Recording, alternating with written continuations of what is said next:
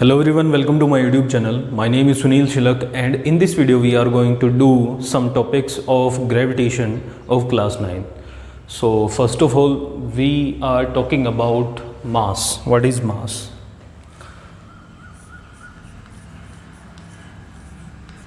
So basically mass is the matter contained in a body.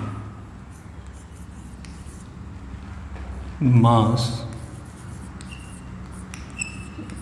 is the matter contained in a body. ठीक है, एक body के अंदर जो मास मैटर होता है उसको हम मास बोलते हैं. इसकी जो एसआई यूनिट होती है वो किलोग्राम होती है. ऐसे ही हमारे पास जो सीजीएस यूनिट है मास की वो होती है ग्राम. अब आपको इन दोनों के बीच रिलेशन पता है. 1 किलोग्राम के अंदर 10⁻³ ग्राम होते हैं. ठीक है, उसके बाद हम बात करेंगे वेट के बारे में. What is weight? Weight so weight is the basically the force acting on an object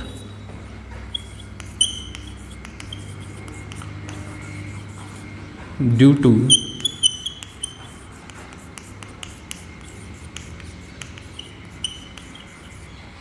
gravitational force of the earth is called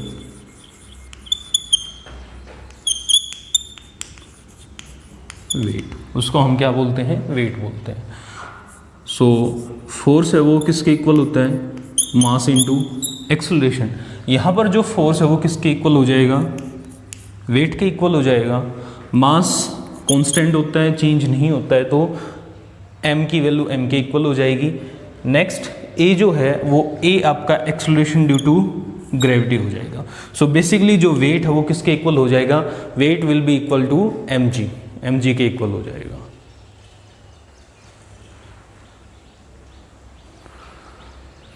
उसके बाद नेक्स्ट है what will be the SI unit of weight. SI unit क्या हो जाएगी wait की? सो मास है उसको हम किससे रिप्रेजेंट करते हैं? किलोग्राम से. g is the acceleration due to gravity which is metre per second square. So SI unit will be kilogram metre per second square और न्यूटन.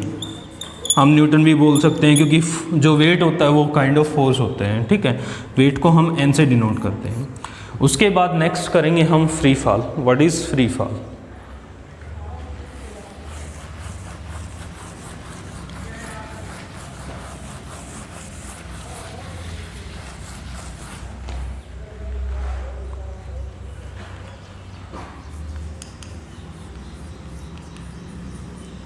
सो फ्री फॉल एक ऐसी कंडीशन होती है जिसके अंदर कोई भी ऑब्जेक्ट है वो सिर्फ ग्रेविटी के अकॉर्डिंग नीचे सरफेस की तरफ आती है. ठीक है, तो उस टाइम पर फ्री फॉल के केस में कोई भी फोर्स एक्ट नहीं करता है. There is no external unbalanced force applied on the object except the gravitational force of the earth.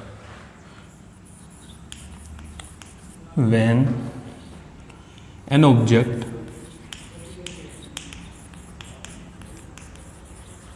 falls under the influence of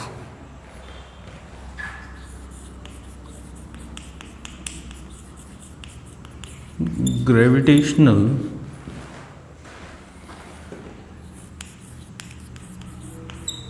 force of earth and no external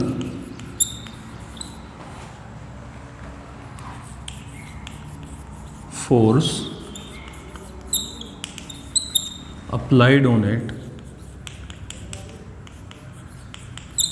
this is called free fall. तो इस case में हम इसको free fall बोलते हैं। सो कोई भी जो ऑब्जेक्ट है वो अर्थ सरफेस से मान लो h हाइट के ऊपर है, ठीक है, तो यहाँ पर उसकी इनिशियल वेलोसिटी क्या हो जाएगी, 0 मीटर पर सेकेंड हो जाएगी। ये h हाइट पर है, so h is basically the displacement, s is equal to h। अब कोई भी ऑब्जेक्ट वो नीचे की तरफ गिर रही है तो एक्सेलरेशन क्या हो जाएगा हमारे पास, gravity, acceleration due to gravity हो जाएगा, ठीक है। ए की वैल्यू जी के इक्वल हो जाएगी क्योंकि ऑब्जेक्ट नीचे की तरफ आ रही है और उसके ऊपर सिर्फ ग्रेविटेशनल फोर्स एक्ट कर रहा है। So we have the equations of free fall.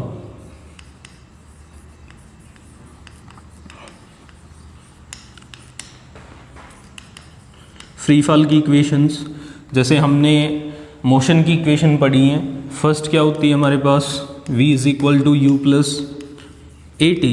अब फ्री फॉल के केस में v की वैल्यू किसके इक्वल हो जाएगी, u plus g t. A को आप g से रिप्लेस कर दो और s को h से। सेकेंड इक्वेशन क्या है हमारे पास, second is s is equal to u t plus half a t square. तो s की जगह आप क्या पुट करोगे, h is equal to u t plus half g t square. And the third one we have v square minus u square is equal to 2as।